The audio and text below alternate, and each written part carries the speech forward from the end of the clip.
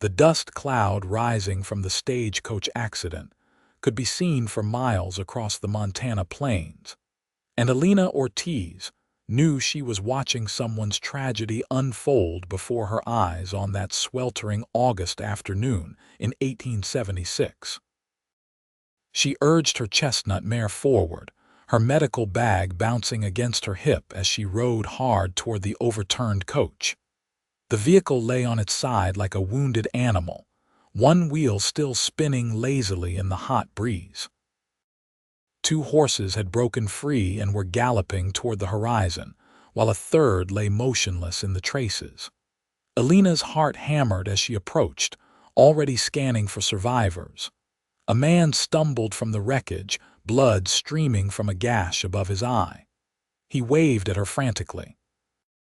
Behind him, she could hear the screams of other passengers trapped inside. Elena dismounted before her horse had fully stopped, grabbing her bag and running toward the chaos. "How many inside?" she called out, already reaching for bandages. "4, maybe 5, the bleeding man gasped. "The driver's dead. Axle broke on that rutted stretch back there, sent us tumbling." Elena worked quickly, directing the walking wounded to sit in the shade of a nearby outcropping while she assessed who needed immediate attention. She was elbow-deep in triage when she heard hoofbeats approaching fast. Her hand instinctively moved toward the small pistol she kept in her bag, a necessary precaution for a woman traveling alone in Montana territory, even one known as a healer. But the rider who appeared was clearly coming to help, not harm. He sat tall in the saddle, a broad-shouldered man with sun-darkened skin and dark hair that curled slightly at his collar. His horse was lathered with sweat, suggesting he had ridden hard to reach them. "Need assistance, madam." His voice was deep and steady, the kind of voice that probably calmed spooked cattle and frightened children with equal ease. "Can you help me get the others out?" Elena asked, not wasting time on pleasantries. "There's a woman pinned inside, and I cannot move the debris alone." He was off his horse in one fluid motion, tying the reins quickly before joining her at the overturned coach. Up close, she noticed his eyes were an unusual shade of gray-green, like sage after rain. He looked to be in his mid-20s, perhaps a year or two older than her own 23 years. "Nathan Taylor," he introduced himself briefly as they worked together to pry open the damaged door. "I've got a ranch about 5 miles north. Saw the dust cloud." Elena Ortiz. "I practice medicine in Helena, was traveling to visit a patient near your area." Together, they managed to free the trapped woman, who had a badly broken leg but was otherwise stable. Nathan's hands were surprisingly gentle as they lifted her clear of the wreckage, and Elena found herself noticing the competent way he moved, always seeming to anticipate what needed to be done next. By the time they had all the survivors accounted for and treated, the sun was beginning its descent toward the mountains. The stage driver was indeed dead, his neck broken in the initial impact. 2 passengers had serious injuries that needed immediate attention in a proper facility. 3 others, including the first man Elena had encountered, had minor cuts and bruises. "Helena's too far to move them today," Elena said, wiping sweat and blood from her forehead with the back of her hand. "They need rest and continued observation." "Bring them to my place," Nathan offered without hesitation. "It is not fancy, but I have room and my housekeeper can help tend to them. You look like you could use some rest yourself, Dr. Ortiz." Elena wanted to protest that she was fine, but the truth was her hands were shaking with exhaustion and she had not eaten since early morning. "I appreciate the offer, Mr. Taylor, and it is just Miss Ortiz. I never completed formal medical school. They do not accept women. But I trained under my father, who was a physician in New Mexico before we came north. Then I appreciate the help, Miss Ortiz, and it is just Nathan. We are not much for formality out here." They fashioned a travois from the wrecked coach's materials, and Nathan rode back to his ranch to bring a wagon. By the time full dark had fallen, they had transported all the survivors to the Taylor Ranch, a sprawling collection of buildings nestled in a valley with a clear stream running through it. Nathan's housekeeper, a warm woman named Martha who had to be pushing 60, took charge of settling the injured passengers with the efficiency of a general marshalling troops. Elena found herself in a clean guest room, with hot water for washing and a promise of supper once she had rested. But rest would not come. She kept seeing the stage driver's broken body, kept hearing the screams of the trapped passengers. This was not her first emergency, not even her 10th, but each one left its mark. She splashed water on her face and changed into the spare dress from her saddlebag, then made her rounds to check on the patients before heading to find food. She discovered Nathan in the kitchen, awkwardly attempting to cut vegetables for a stew while Martha bossed him around good-naturedly. He looked up when Elena entered, and something in his expression softened. "How are they?" he asked. "Stable. The woman with the broken leg has some fever, but that is to be expected. I will need to watch her closely tonight." Elena accepted the bowl of stew Martha pressed into her hands and sat at the large wooden table. "You have a beautiful place here." "Thank you. It has been in my family for 8 years now. My father established it, but he passed 2 years ago. Heart gave out one day while he was mending fence." Nathan joined her at the table, his own bowl steaming. "Left it all to me, his only child. Some days I wonder if I am doing right by his memory." There was such honest vulnerability in the statement that Elena felt something shift in her chest. Men in her experience did not often admit to such doubts. "From what I have seen today, I think you are doing just fine. Not everyone would open their home to strangers in need. Cannot call yourself a decent human being if you turn away folks in trouble," Nathan said simply. "Besides, gets lonely out here sometimes. Company is company." They talked long into the night, even after Martha had retired, and the house had grown quiet except for the occasional moan from one of the injured passengers.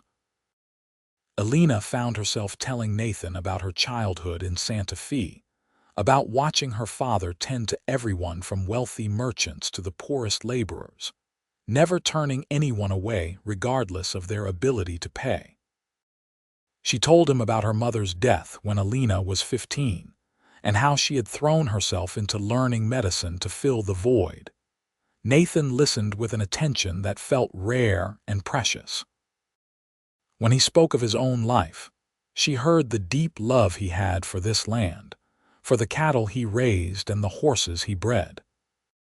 He told her about learning to rope and ride before he could properly read, about the hard lessons of drought and harsh winters, about the satisfaction of building something with his own hands. "Why medicine?" he asked, as the moon rose high outside the kitchen window. "It cannot be easy, especially for a woman. I imagine you face considerable opposition." "Every single day," Elena admitted, "but I cannot imagine doing anything else. When I set a bone correctly or bring down a dangerous fever, when I help deliver a healthy baby or ease someone's pain in their final hours, I feel like I am exactly where I am supposed to be. Does that sound foolish?" "Not at all." Nathan's gray-green eyes were steady on hers. "I feel the same way about this ranch, about this life." Elena checked on her patients twice more that night, but between rounds, she found herself drawn back to the kitchen and Nathan's quiet company. They discovered they were both voracious readers, though books were hard to come by in Montana territory. They both loved thunderstorms and hated pretension. They both believed people should be judged by their actions rather than their circumstances of birth. As dawn began to paint the sky pink and gold, Elena realized with a start that she had talked through the entire night. She could not remember the last time she had felt so comfortable with another person, so able to speak freely without measuring every word. "I should let you get some rest," Nathan said, though he made no move to leave the table. "I should check on my patients again," Elena replied, equally reluctant to end this unexpected connection. But duty called them both. Over the next 3 days, as the stage passengers slowly recovered, Elena and Nathan fell into an easy rhythm. He helped her change bandages and mix medicines, proving to have steady hands and a strong stomach. She helped him with morning chores when her patients were stable, learning to milk cows and collect eggs, laughing at her own city-bred clumsiness. Martha watched them with knowing eyes and a small smile but said nothing. The woman with the broken leg, a schoolteacher named Harriet bound for a position in a mining town, improved steadily under Elena's care. The other seriously injured passenger, a merchant, was able to sit up and take solid food by the 3rd day. Arrangements were made for a new stage to collect them all and continue the journey. On the evening before the stage was due to arrive, Nathan found Elena sitting on the porch, watching the sunset paint the mountains purple and gold. "Mind if I join you?" he asked. "I was hoping you would." He settled beside her on the wooden steps, close enough that she could feel the warmth radiating from him in the cooling evening air. For a long moment, neither of them spoke. "I do not want you to go," Nathan finally said, his voice quiet but firm. Elena's heart stuttered. "Nathan, I know we have only known each other a few days. I know it is crazy and impulsive, and I am usually neither of those things. But Elena, I feel like I have been waiting my whole life to meet someone like you. Someone who understands what it means to love something bigger than yourself. Someone who is not afraid of hard work or hard truths. Someone who laughs at my terrible jokes and does not mind that I read poetry when I think no one is listening." "You read poetry?" Elena asked, a smile tugging at her lips despite the sudden tears burning her eyes. "Whitman and Dickinson, mostly. I have a whole shelf of it in my study, but that is beside the point." Nathan turned to face her fully, and the raw honesty in his expression stole her breath. "The point is, I am halfway in love with you already, and I think you might feel something for me too. Tell me I am wrong and I will never mention it again. But if I am right, then maybe you could consider staying. Not forever, not yet. Just long enough to see if this thing between us is real." Elena's mind raced. She had patience waiting for her in Helena. She had a reputation she had worked years to build, respect hard-won in a field that did not want her. She had a small practice, a rented room, a life carefully constructed to be independent and self-sufficient. But she had never felt about any of it the way she felt when Nathan looked at her. She had never felt this certainty, this bone-deep recognition of coming home. "I feel it too," she whispered. "It terrifies me. I have built my entire life around being alone, around needing no one. I do not know how to do this." "Neither do I," Nathan admitted, "but I would like to try." "If you would." The stage came the next morning, and Elena helped load her recovering patients with instructions for continued care. Harriet hugged her tightly, pressing a small wrapped package into her hands. "For your hope chest," the schoolteacher said with a wink. "I saw the way that rancher looks at you, like you hung the moon." Elena blushed but did not deny it. After the stage had rumbled away in a cloud of dust, she found Nathan in the barn, ostensibly checking on a mare about to foal. "I sent a telegram to my contacts in Helena," she said from the doorway, "letting them know I will be delayed indefinitely, that I am considering establishing a practice in this area instead." Nathan straightened slowly, hope and joy warring on his face. "Elena, are you sure?" "I do not want you to give up your life for me." "I am not giving it up. I am changing its direction. This territory needs doctors just as much as Helena does, maybe more." She stepped into the barn, breathing in the familiar scent of hay and horses. "And I want to see where this leads. With you." He crossed the space between them in 3 long strides. And then his hands were cupping her face and his lips were on hers. And Elena felt like she had been struck by lightning. The kiss was gentle at first, questioning. But when she wound her arms around his neck and pressed closer, it deepened into something that made her knees weak and her heart race. When they finally broke apart, both breathing hard, Nathan rested his forehead against hers. "I promise I will do everything in my power to make you happy, to support your work and your dreams, to be worthy of this gift you are giving me. Just love me," Elena said simply. "That is all I need." The weeks that followed were some of the happiest of Elena's life. She established a small clinic in one of Nathan's unused outbuildings, and word quickly spread that a skilled healer had taken up residence at the Taylor Ranch. Patients came from miles around, paying what they could in coin or goods or labor. Nathan built her shelves for medicines and a sturdy examination table. He rode with her on house calls to distant homesteads, watching her back when they traveled through rough country. They courted properly, or as properly as frontier life allowed. Nathan took her fishing in the cold mountain streams and taught her to cast a line. Elena read to him from medical texts and was delighted when he asked intelligent questions and seemed genuinely interested in her work. They rode out to watch the sunset over the mountains and talked for hours about everything and nothing. Martha watched their growing love with approval and started making pointed comments about weddings and grandchildren. It was after one such comment that Elena felt the first cold finger of dread touch her heart. Grandchildren. Children. The subject she had been avoiding, the truth she had not yet confessed. She tried to push it away, to lose herself in the joy of falling in love with Nathan. But it haunted her through the late summer days as their relationship deepened. Every time Nathan mentioned the future, every time he looked at the children of visiting families with such obvious affection, the weight of her secret grew heavier. By September, when the aspens were turning gold and the air carried the first hint of winter, Nathan asked her to marry him properly. They were sitting by the creek, watching the water rush over smooth stones, when he pulled a simple gold band from his pocket.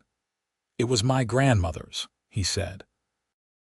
"My father gave it to my mother, and she wanted me to give it to the woman I would marry. I know we have not been courting long by conventional standards, but Elena, I have never been more certain of anything. I want to spend my life with you. I want to build a family with you. I want to grow old together, sitting on that porch and watching our grandchildren play in this creek. Will you marry me?" Elena's throat closed. The ring was beautiful, catching the afternoon light.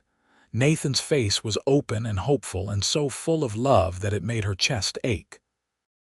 "Yes," she whispered, because she could not imagine saying anything else, even though she knew she was being a coward. "Yes, I will marry you." He slipped the ring on her finger and kissed her, and Elena let herself have that moment of pure happiness even as guilt ate at her insides. They set the wedding for late October, after the fall roundup was complete. Martha threw herself into preparations with enthusiasm, and neighbors Elena had treated over the past months offered to help with everything from the ceremony to the wedding supper. It seemed the entire territory was excited about the union of the young rancher and his healer bride. Elena threw herself into her work, treating a seemingly endless stream of early winter ailments and injuries. It was easier than facing what she knew she had to do. But as the wedding date drew closer, the weight of her deception became unbearable. 3 days before they were to be married, Elena found Nathan in the evening repairing fence line. The setting sun cast long shadows across the pasture, and the air was sharp with the promise of frost. "Nathan, I need to talk to you about something." He looked up from his work and his smile faded when he saw her expression. "What is wrong? Are you all right?" "I am fine, physically. But I have something I must tell you, and I should have told you before I accepted your proposal. I was a coward, and I am so sorry." Nathan set down his tools and gave her his full attention, concern etched across his features. "Elena, whatever it is, we can face it together. I am not sure you will feel that way when you hear this." Elena took a shaky breath, her hands clenched together so tightly her knuckles were white. "When I was 17, I became very ill. It was a fever that swept through Santa Fe, killed dozens of people. I survived, but the fever damaged me internally. My father examined me after I recovered and explained that the scarring was extensive. "Nathan, I can never have children. My body simply cannot." The words hung in the air between them. Nathan's expression was unreadable, and the silence stretched so long that Elena felt like she might break apart from the tension. "I understand if you want to end our engagement," she continued, the words tumbling out in a rush. "I know you want a family. I have seen how you are with children, and you would be such a wonderful father. You deserve someone who can give you that, who can give you heirs for this ranch and the future you have planned. I am so sorry I did not tell you sooner. I wanted to, but I was selfish and afraid, and I love you so much that I could not bear the thought of losing you, but it is not fair to let you marry me without knowing the truth." Tears were streaming down her face now, and she could not make them stop. Nathan stepped closer, and she braced herself for his rejection, for the hurt and anger she knew she deserved. Instead, he gently wiped the tears from her cheeks with his thumbs, his touch infinitely tender. When he spoke, his voice was thick with emotion but absolutely steady. "Then we will adopt a dozen." Elena stared at him, certain she had misheard. "What? If you cannot bear children, then we will adopt. There are orphans all over this territory, children who need homes and love. We have plenty of both to give." Nathan pulled her into his arms, holding her tight against his chest. "Elena, I am not marrying you for the children you might give me.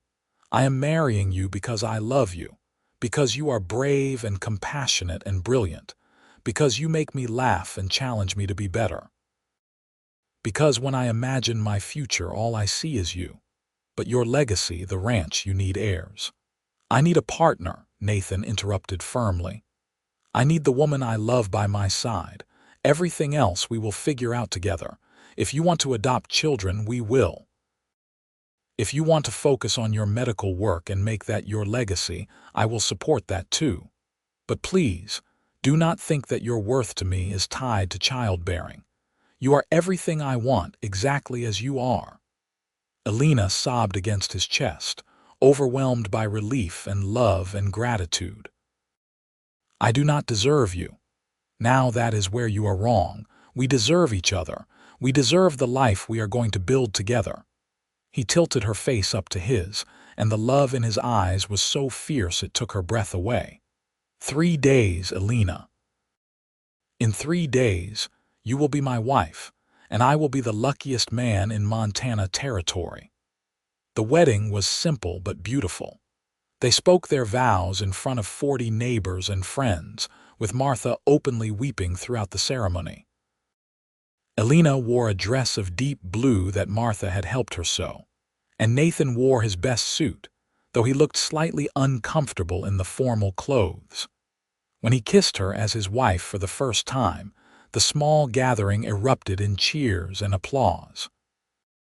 The celebration lasted well into the night, with food and music and dancing in the barn that had been cleaned and decorated for the occasion. But the best moment came late in the evening when Elena and Nathan finally escaped to the house they would now share as husband and wife. In the privacy of their bedroom, he held her close and whispered, "I meant what I said about adoption. When you are ready, we will start looking for children who need a home." "I think I would like that," Elena said softly. "Not right away. I want some time with just you. But yes, when we are ready, I would like to have a family." They spent that first winter as newlyweds learning each other, building their life together. Nathan proved to be everything Elena could have hoped for in a husband.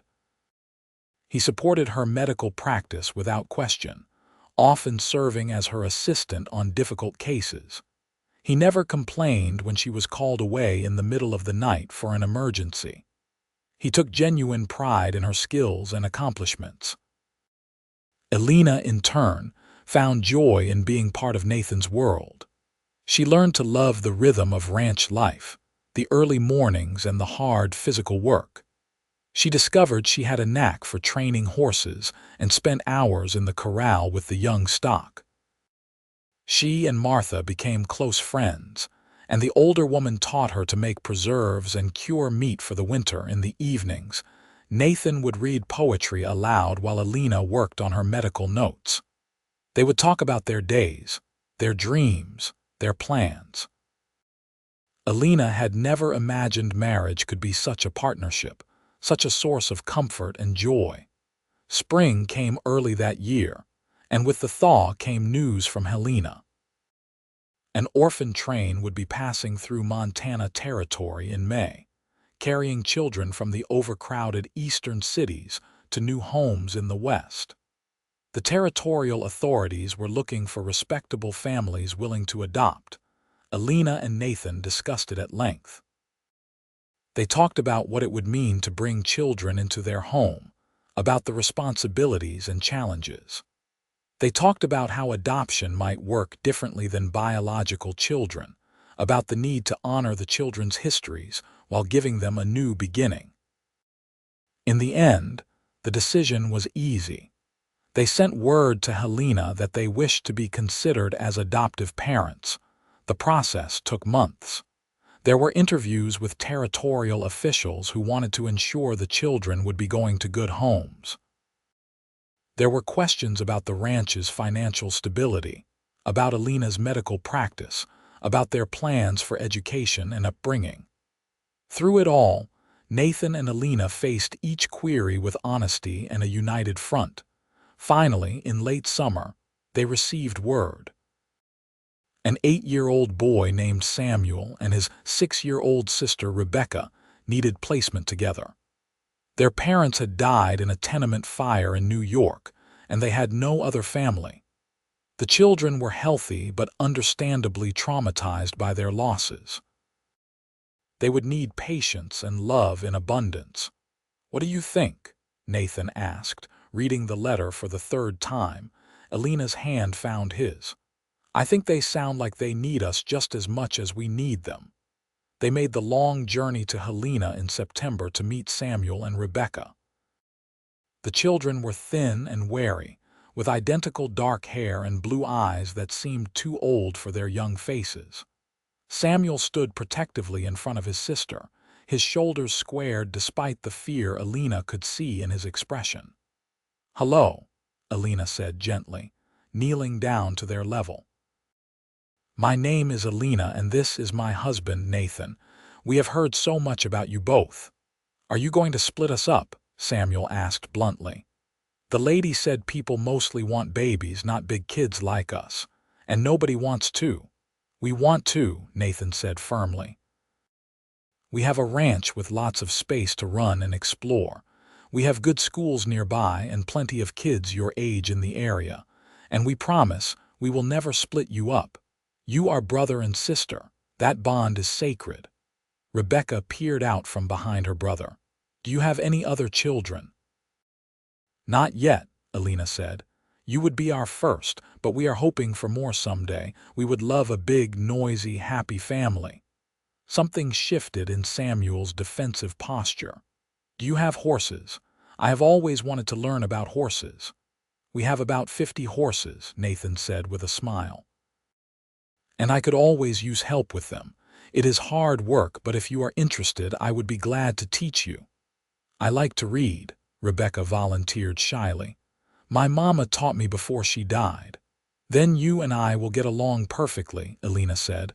I love books, and I have been hoping for someone to share my favorite stories with. The children looked at each other, having one of those silent conversations that siblings share. Finally, Samuel nodded. Okay, he said. We will try it. But if you are mean to Rebecca, I will run away and take her with me. That is fair, Nathan agreed seriously. And if we are ever mean, which we will try very hard not to be, you should absolutely tell us. We are new at being parents. We are going to make mistakes, but I promise we will always try our best and always listen to you. The journey back to the ranch with two traumatized children was challenging. Samuel maintained his protective vigilance, questioning every stop and decision. Rebecca barely spoke at all, clinging to her brother.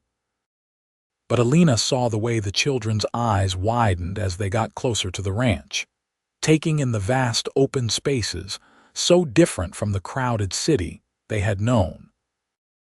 Martha had prepared their rooms with care, putting both children in adjoining bedrooms connected by a shared door so they would not be separated.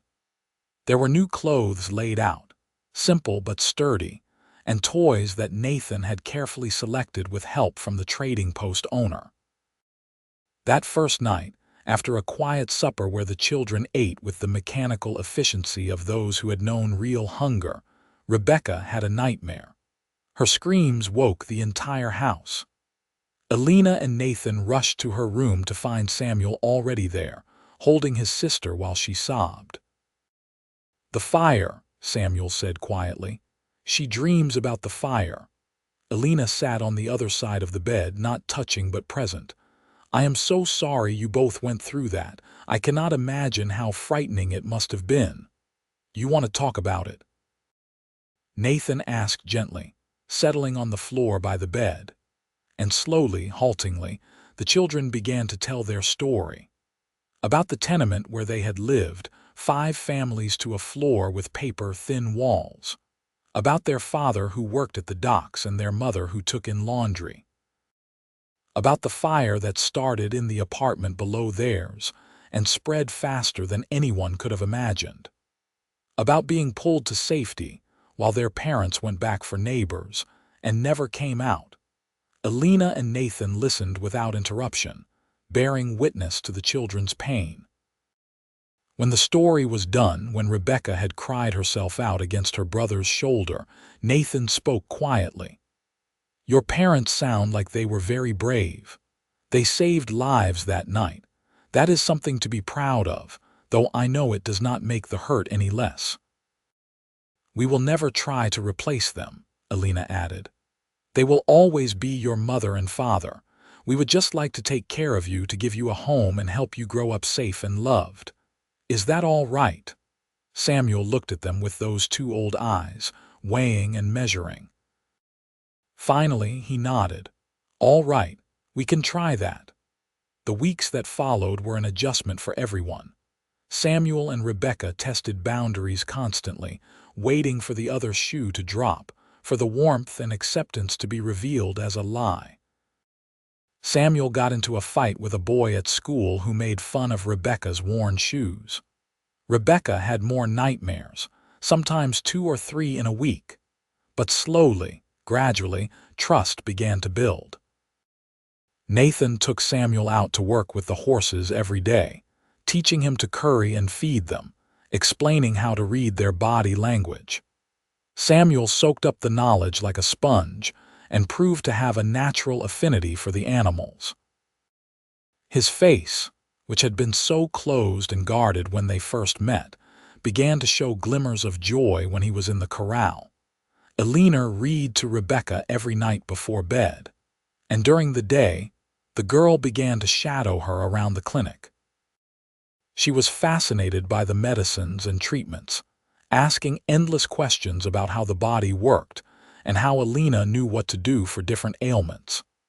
Elena began teaching her basic anatomy and first aid, delighted by Rebecca's quick mind. One evening in November, as the first snow began to fall, the family was gathered around the fireplace. Nathan was teaching Samuel to play chess while Elena braided Rebecca's hair. It was a moment of such ordinary domestic peace that Elena felt her throat tighten with emotion. "Can we ask you something?" Samuel said suddenly, looking up from the chessboard. "Of course," Nathan replied. "At school, the other kids talk about their mothers and fathers. What should we call you?" "The lady in Helena said we should call you Mr. and Mrs. Taylor, but that seems strange if we are supposed to be a family." Elena and Nathan exchanged glances. They had been wondering the same thing but had been afraid to push. "What would you like to call us?" Elena asked carefully. Samuel chewed his lip, considering. "Rebecca and I talked about it. We had a mama and papa and we will always remember them, but you take care of us like parents do. You are teaching us things and keeping us safe. So maybe we could call you Ma and Pa, if that is all right." Elena's eyes filled with tears. "That would be more than all right. That would be wonderful." "But only if you want to," Nathan added quickly. "We will answer to whatever makes you comfortable." "I want to," Rebecca said softly, the first time she had volunteered an opinion without prompting. "You feel like a ma. You are patient when I have bad dreams and you always explain things so I understand. And Pa teaches Samuel things and makes us laugh. You are like parents. Good parents." That night, after the children had gone to bed, Nathan found Elena standing on the porch despite the cold, looking out at the snow-covered ranch. "What are you thinking?" he asked, wrapping a blanket around her shoulders.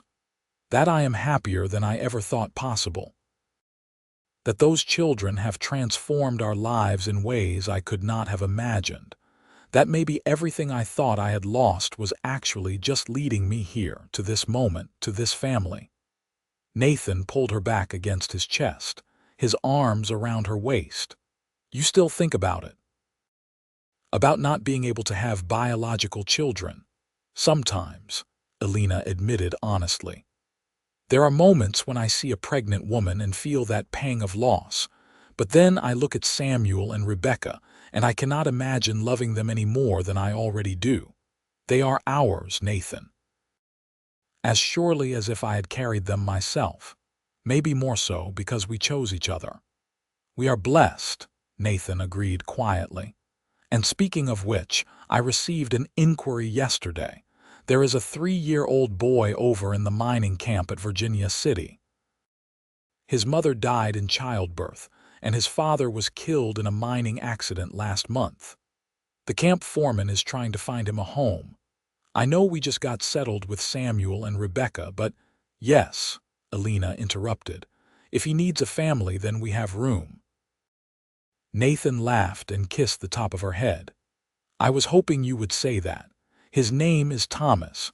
We can make the trip next week if the snow holds off." Thomas joined their family in early December, a solemn toddler with copper-colored hair and freckles across his nose. He was severely underweight and had a chronic cough that Elena treated with honey and herbs. Samuel and Rebecca, perhaps remembering their own recent displacement, were wonderful with him. Samuel carved him a simple wooden horse, and Rebecca sang him songs when he cried for his lost parents. By Christmas, Thomas was calling them Ma and Pa along with the older children, and his laugh rang through the house. They celebrated with a tree that Nathan and Samuel cut from the mountainside, decorated with strings of popcorn and simple ornaments. Martha made an enormous feast, and they invited the neighbors who had helped them throughout the year. Elena watched her family around the table, the 3 children who had needed them, the husband who had seen her worth beyond her perceived limitations, and felt a contentment so profound it brought tears to her eyes. That night, as they lay in bed, Nathan said, "I have been thinking. We have room for more children, and there is always need." "How many more are you thinking?" Elena asked, though she already knew the answer. "Well, I did promise you a dozen, did not I?" He grinned at her. "We are only at 3 so far. I would say we have work to do." "Over the next 4 years," their family grew. Twin girls came next, 5-year-olds named Clara and Catherine, whose mother had abandoned them at a church. A 10-year-old boy called James, who had been working in a factory in Chicago before a labor reform advocate sent him west, joined them in the summer.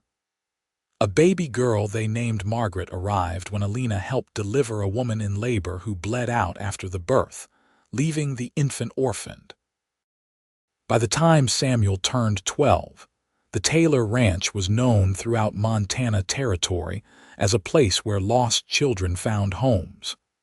Elena had to hire an assistant for her clinic because caring for the children was nearly a full-time job in itself. Nathan expanded the house twice, adding more bedrooms and a larger common area where the family could gather. It was not always easy. James had nightmares about the factory and sometimes acted out with violence born of trauma. The twins had difficulty trusting adults and stole food to hide under their beds, unable to believe there would always be enough. Baby Margaret had health issues that required constant attention, but there were triumphs too. Samuel became skilled enough with horses that neighbors began asking him to train their difficult animals. Rebecca, at age 10, could already assist Elena with minor medical procedures and was reading medical texts far above her age level. Thomas lost his cough and became a boisterous, joyful child who collected rocks and insects with equal enthusiasm. The twins learned to laugh again, their matching giggles filling the house. James slowly began to trust that he was safe, that he would never be sent back to the factories. Margaret grew stronger under Elena's careful ministering. On their 5th wedding anniversary, Elena and Nathan stole a rare moment alone by the creek where he had proposed. "You remember when I said we would adopt a dozen?" Nathan asked, skipping a stone across the water. "I remember. We are at 7 now, only 5 more to go." Elena leaned against him, watching the play of sunlight on the water. "About that." Nathan turned to face her, his expression serious but his eyes twinkling. "I heard about 3 siblings over in Billings. Their father died of consumption, and their mother is too ill to care for them. The territorial authorities want to keep them together, but not many families can take 3 at once." "How old?" Elena asked, though she already knew what her answer would be. 12, 9, and 7. 2 boys and a girl. Elena thought about their full house, about the chaos of meals and bedtimes and school days. She thought about the financial strain of feeding and clothing so many children, even with the ranch doing well. She thought about the work, the sleepless nights, the constant demands. Then she thought about 3 siblings who would otherwise be split apart, about the trauma of losing parents and then each other. "We will need to expand the house again," she said. Nathan's face split into a wide grin. "I was hoping you would say that." The 3 siblings, Henry, Peter, and their sister Alice, arrived in early spring. They were rail-thin and exhausted, their mother having died just days before. Henry, the oldest, carried the same protective weight that Samuel once had. Peter was quiet and watchful. Alice, the youngest, had not spoken a word since her mother's death. The existing children welcomed them with the easy acceptance of those who had all been rescued themselves. Samuel and James took Henry and Peter under their wings, showing them around the ranch and introducing them to the horses. Rebecca and the twins made space for Alice in their room and sat with her patiently, not forcing her to talk, but letting her know she was not alone. It took 3 months before Alice spoke her first word to Elena. They were in the garden, and Elena was teaching her how to identify useful herbs. "Mama," Alice said softly, testing the word. Elena looked up from the lavender she was harvesting. "Yes, sweetheart. You remind me of my first mama. She liked gardens too." Alice's eyes filled with tears. "Is it all right if I still remember her?" "It is more than all right," Elena said, pulling the girl into a hug. "It is important. She brought you into this world and loved you. She will always be part of you. I am just grateful I get to love you too." Alice began to cry, the kind of deep, cleansing sobs that release long-held grief. Elena held her through it all, and when the crying finally subsided, Alice looked up at her with red eyes and whispered, "I love you, Mama. I love you too, little one, so very much." That evening, as the family gathered for supper around the extended table that now seated 14, Nathan caught Elena's eye and raised his cup in a small, private toast. They had done it. They had built the family they dreamed of, not through the traditional means, but through choice and love and determination. Life settled into a new rhythm. The older children began taking on more responsibilities, helping with the younger ones and with the ranch work. Samuel, at 15, was now as skilled with horses as Nathan himself. Rebecca, at 13, was so proficient in medical knowledge that Elena began taking her on house calls. James, after years of patient work, had overcome most of his trauma responses and become a gifted woodworker, crafting furniture that was in demand throughout the territory. The younger children grew too. Thomas, now 7, could ride almost as well as Samuel. Clara and Catherine, 8 years old, were learning to cook from Martha and showed remarkable talent. Little Margaret, at 4, followed Rebecca around like a devoted puppy, already declaring she wanted to be a doctor when she grew up. As the older children moved toward young adulthood, Elena and Nathan began to discuss what would come next. Would Samuel want to stay on the ranch or strike out on his own? Would Rebecca pursue formal medical education if opportunities became available? How would they help each child find their path while keeping the family united? But fate intervened with one more addition to their household. In the winter of 1882, when Samuel was 16 and baby Margaret was 5, a young woman appeared at their door. She was perhaps 18, heavily pregnant and clearly at the end of her resources. "Please," she gasped, leaning against the doorframe. "I heard this was a place that helps people. I do not have anywhere else to go." Elena brought her inside immediately, recognizing the signs of imminent labor. The young woman, whose name was Sarah, had been abandoned by the man who had promised to marry her. Her family had disowned her. She had been traveling for weeks, trying to reach an aunt in Oregon when her money had run out. "You are safe here," Elena assured her, preparing the downstairs guest room as a makeshift birthing chamber. "We will help you." Sarah's labor was long and difficult. Nathan kept the children occupied while Elena worked, assisted by Rebecca, whose steady hands and calm demeanor were invaluable. Near dawn, a baby boy was finally born, tiny but healthy. Sarah held him for a few moments, tears streaming down her face. Then she looked at Elena with heartbreaking resolve. "I cannot keep him. I have nothing to offer. No home, no family, no way to care for him properly." Her voice broke. "But I heard about you, about how you have adopted children, given them good homes. Would you take him? Would you give him the life I cannot?" Elena's heart clenched. "Sarah, are you certain this is your child?" "Perhaps if you stayed with us for a while, rested and recovered." "I am certain," Sarah interrupted. "I am not meant to be a mother, I know that about myself, but you are. You have proven it 10 times over. Please, I am begging you, give my son a real family." She looked at Nathan, who had entered the room when he heard the baby's cry. "Will you take him? Will you raise him as your own?"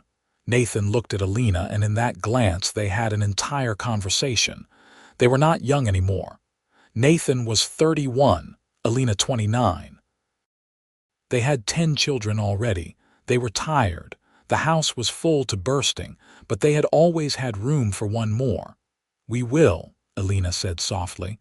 "We will love him and raise him as one of our own. You have my word." Sarah stayed for 2 weeks, recovering her strength. She watched Elena and Nathan with the baby, saw how the other children welcomed him without question, how the household absorbed one more soul with grace and love. On the day she left to continue her journey, she kissed the baby's forehead one last time. "Thank you," she whispered to Elena and Nathan. "Thank you for giving him everything I could not." They named him Daniel, and he became the 12th and final addition to the Taylor family. True to their word, they loved him exactly as they loved all their children.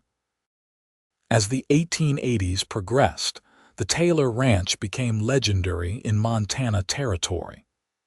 It was known as much for its excellent horses and cattle as for the remarkable family that ran it.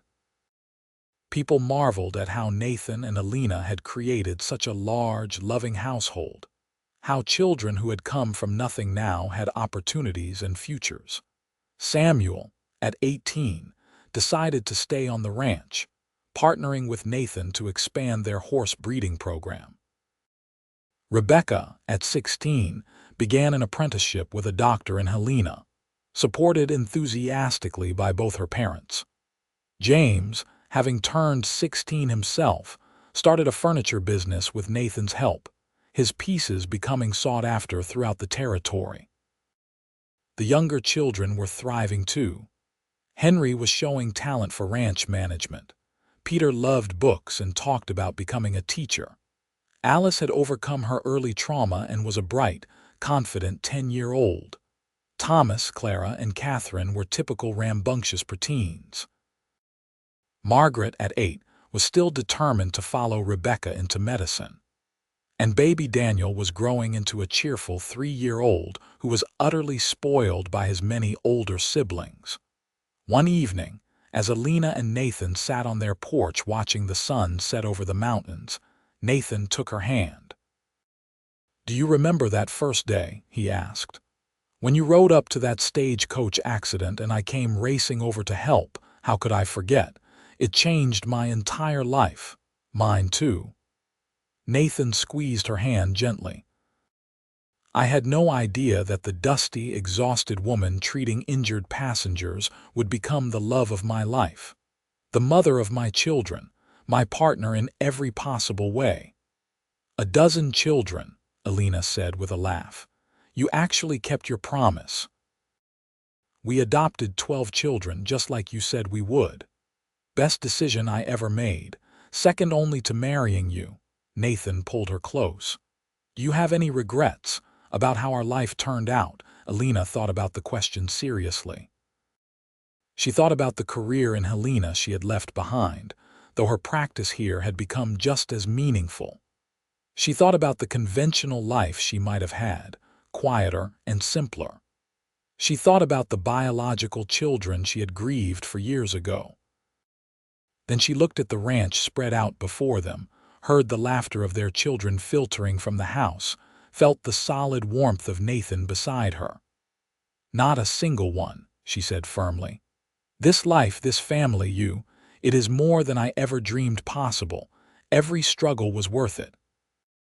Every sleepless night, every worry, every challenge. It was all worth it for this."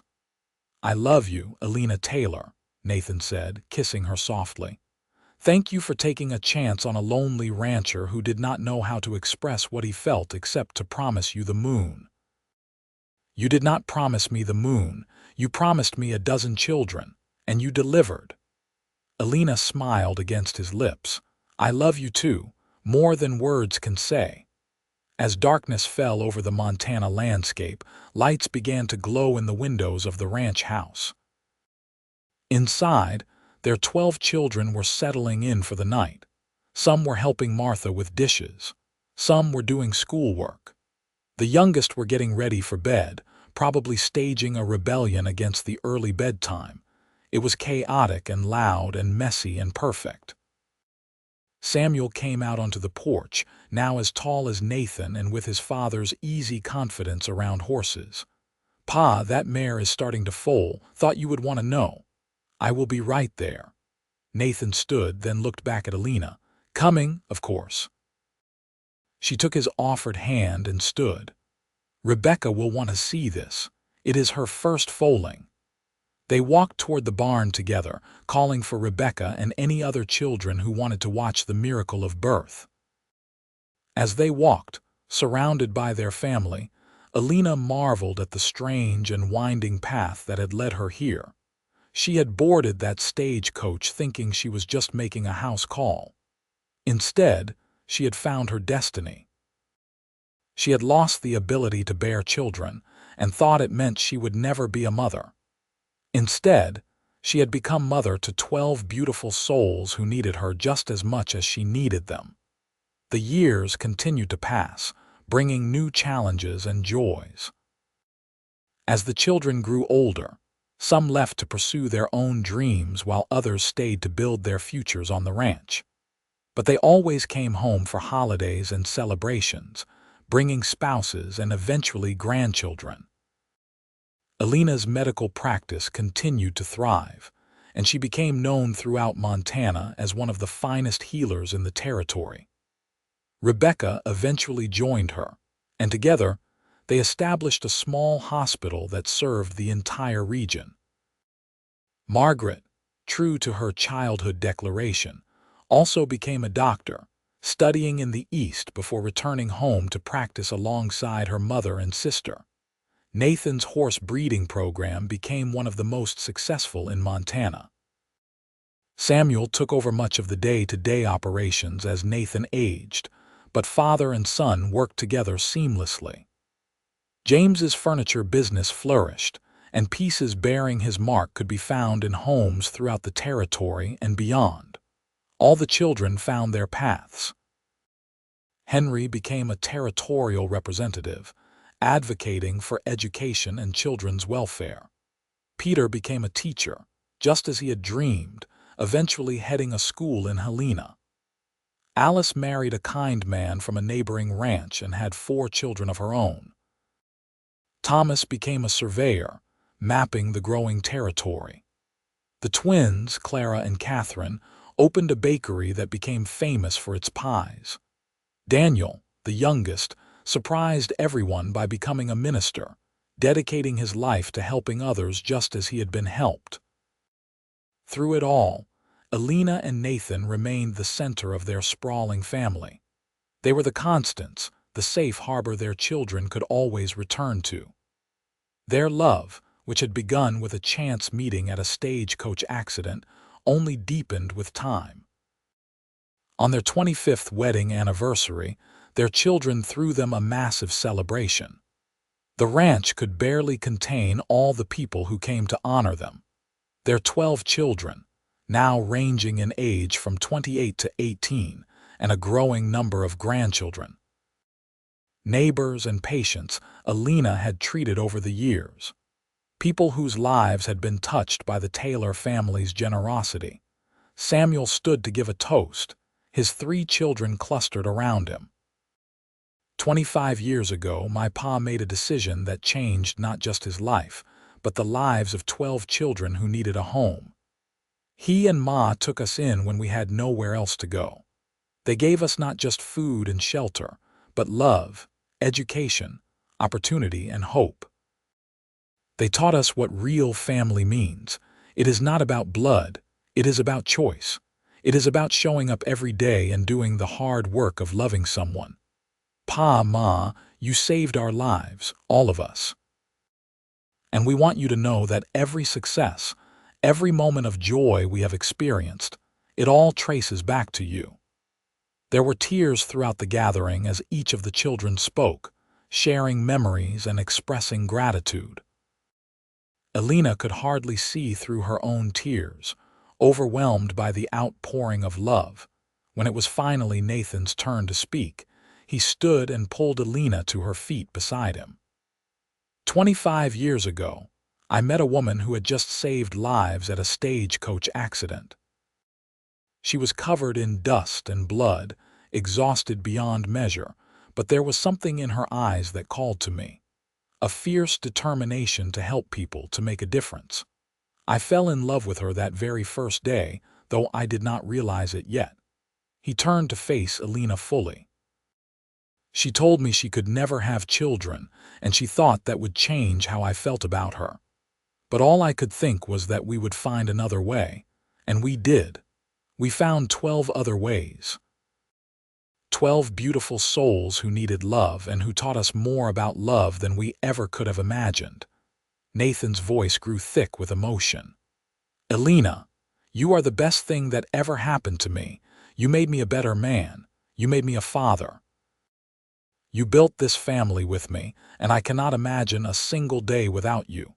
Here is to 25 years, and to 25 more.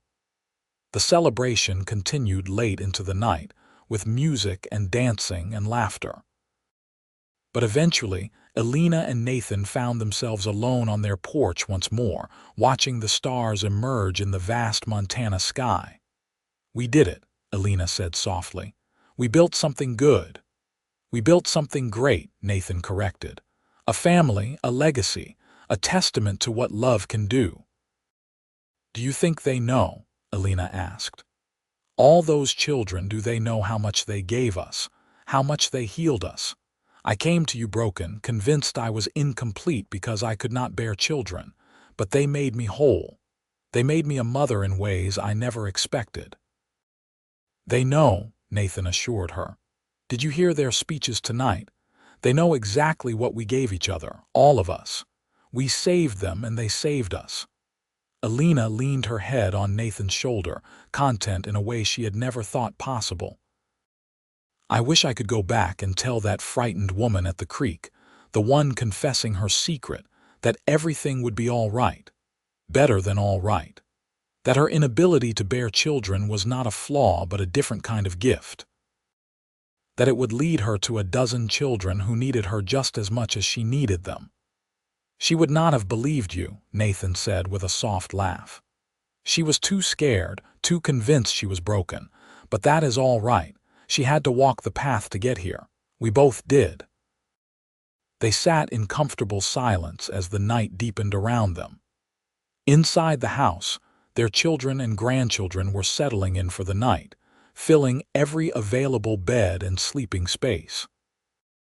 Tomorrow would be another day of celebration and storytelling, of reinforcing the bonds that held this remarkable family together.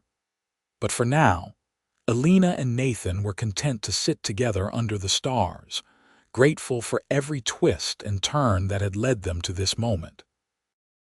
The years continued their relentless march. Nathan's hair turned gray, then white.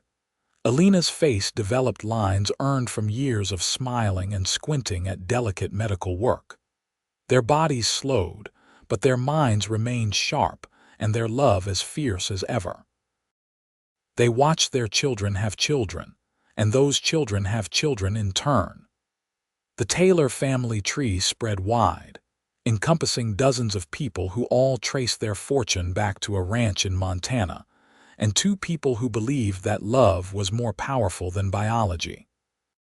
When Nathan was 60 and Elena 58, they sat on their porch on a summer evening much like the one where they had first confessed their feelings for each other. The ranch had changed over the years, growing and modernizing, but the core of it remained the same. It was still a place of refuge, still a working cattle and horse operation, still home. You remember that day? Nathan asked, as he often did when they sat together in the evenings.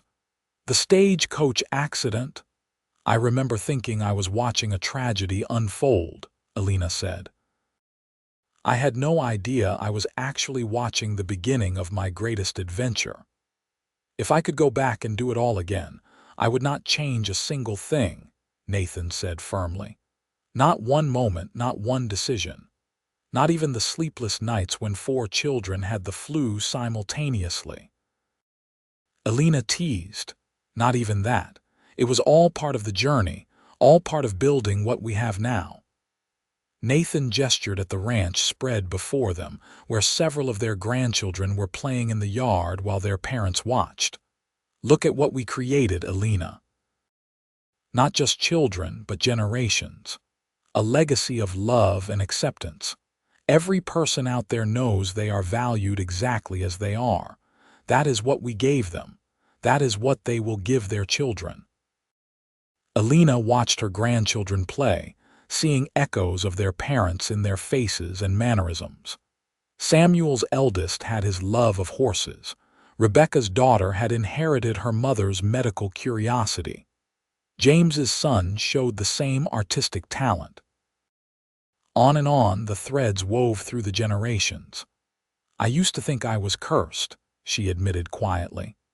"That fever that left me barren, I thought it had stolen my future, but maybe it was actually a gift.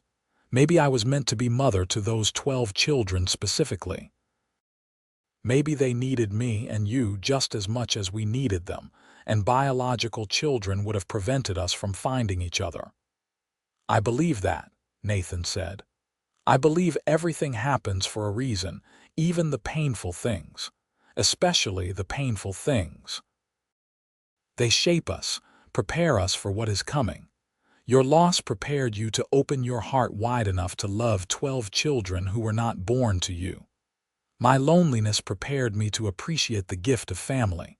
It all led us here." They were quiet for a long moment, holding hands as the sun painted the sky in shades of orange and pink. Then Elena spoke again, her voice soft but certain.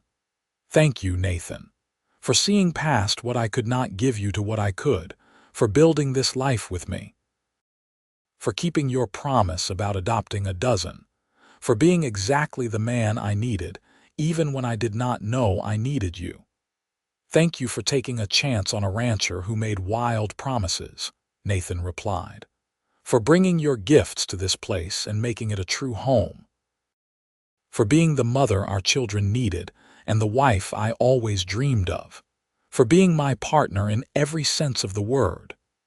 As darkness fell, they could see lights coming on in the various buildings around the ranch. Their children and grandchildren were settling in for another night under the Montana sky. Tomorrow, they would scatter again to their own homes and lives, but they would carry with them the knowledge that they always had a place here, always had family who loved them. Elena and Nathan eventually made their way inside, where Martha, now in her 80s but still spry, had left them a simple supper. They ate together at the table that had once seated 14 for every meal, talking about their plans for the coming week and laughing over the antics of their grandchildren. Later, as they prepared for bed, Nathan paused at the window of their bedroom, looking out at the ranch bathed in moonlight. Elena came to stand beside him and he wrapped an arm around her waist. "No regrets?" he asked, as he had asked so many times over the years. "Not a single one," Elena replied, as she always did. "This life exceeded my wildest dreams." "Mine too," Nathan agreed. "Mine too."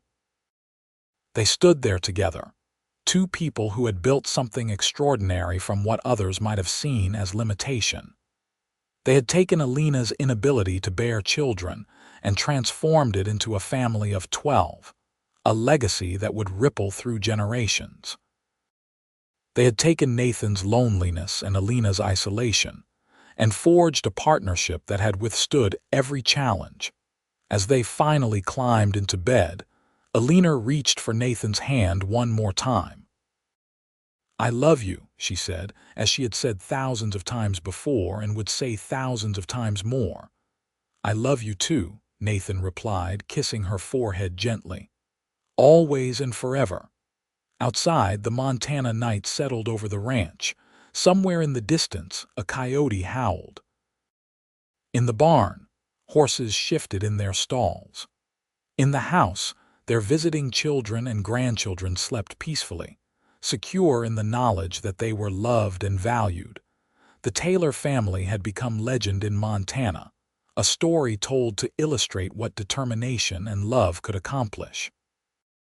People spoke of Elena, the healer who could cure anything, and Nathan, the rancher with a heart big enough for a dozen children. They spoke of the family who proved that blood did not define kinship, that choice and commitment mattered more than biology.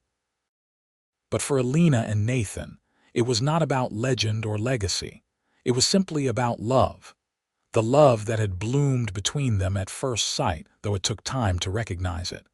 The love they felt for each of their children, adopted but no less theirs. The love that had sustained them through hard times and multiplied their joy in good times. As they drifted off to sleep, surrounded by the physical manifestations of their love in the form of a house full of family, both of them felt the same deep contentment. They had found what so many people searched for their entire lives. They had found purpose, partnership, and a love that transcended any limitations. The years flowed on, as they always do.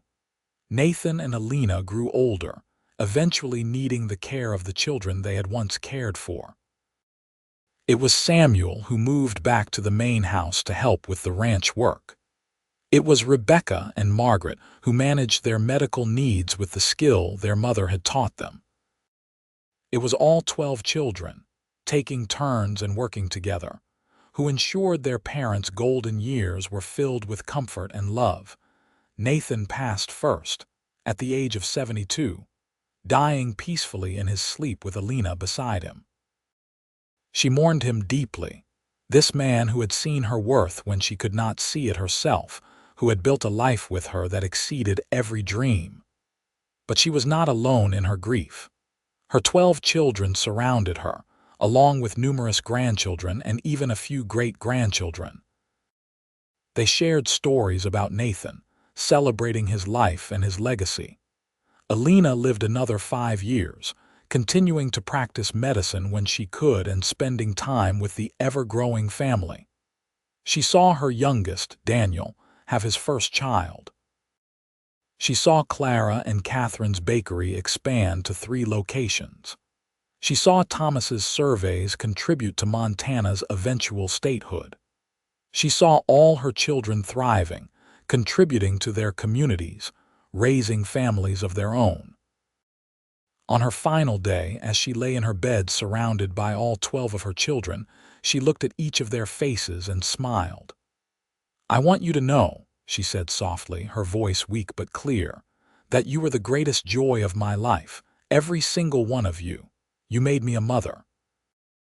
You gave my life meaning beyond what I ever imagined. I love you all so very much." "We love you too, Ma," Samuel said, speaking for all of them. "You saved us. You and Pa, you saved us and gave us a life. We will never forget that." Elena closed her eyes, still smiling. Her last thought was of Nathan, of that moment by the creek when she had confessed her deepest shame and he had responded with unconditional love. "Then we will adopt a dozen," he had said. And they had. Oh, how they had. When Elena Taylor passed away peacefully that night in 1910, she left behind 12 children who were all successful, happy adults. She left behind 32 grandchildren and 14 great-grandchildren. She left behind a legacy of healing, having treated thousands of patients over her 40-year career. She left behind a ranch that would stay in the family for generations. But most importantly, she left behind proof that family is what you make it. That love is stronger than biology. That sometimes our greatest limitations lead us to our greatest triumphs. The funeral was attended by hundreds of people, all of whom had been touched by Elena and Nathan's lives. The children stood together, united in their grief, but also in their gratitude for the parents who had chosen them, who had loved them, who had given them everything. After the service, the family gathered at the ranch one more time. All 12 children, their spouses, their children, and their children's children filled the house and spilled out onto the grounds.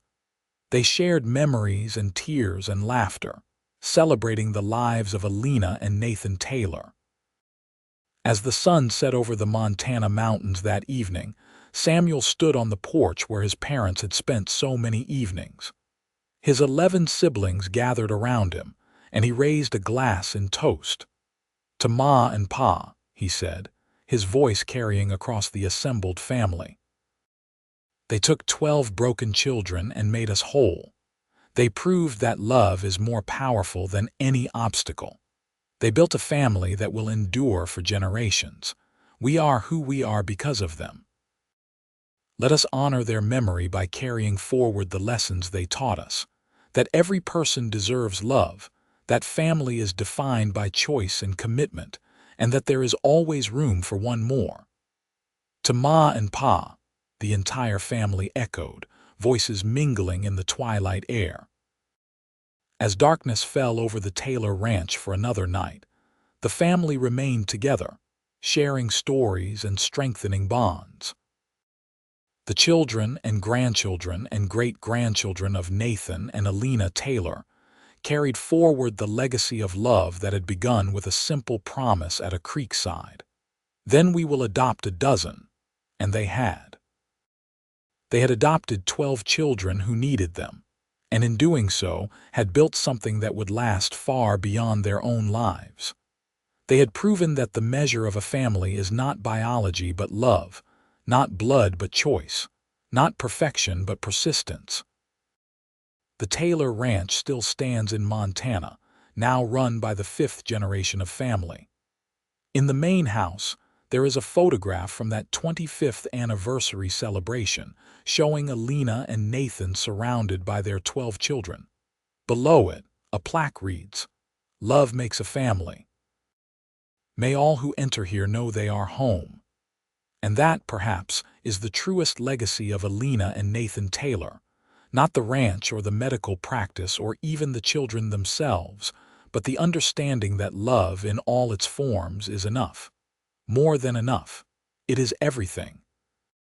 Their story became a touchstone in Montana history, a reminder that the Old West was not just about cowboys and cattle drives and gold rushes. It was also about people building lives and families in the face of tremendous hardship. It was about love finding a way, even when circumstances seemed impossible. Every year on the anniversary of Nathan's proposal to Elena, the Taylor family still gathers at the ranch. They stand by that creek where it all began, where Elena confessed her secret and Nathan promised her a dozen children.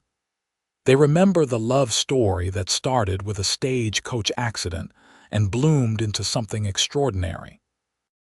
And they recommit themselves to the values Elena and Nathan held dear. That every person has worth, that love is the most powerful force in the universe, and that family is what you make it, not what biology dictates. The Taylor family legacy continues, generation after generation, each one carrying forward the understanding that they are part of something special. They are the descendants of 12 adopted children and 2 people who dared to dream bigger than society's limitations. They are proof that sometimes our greatest pain leads to our greatest purpose, that our deepest losses can open doors to unexpected blessings.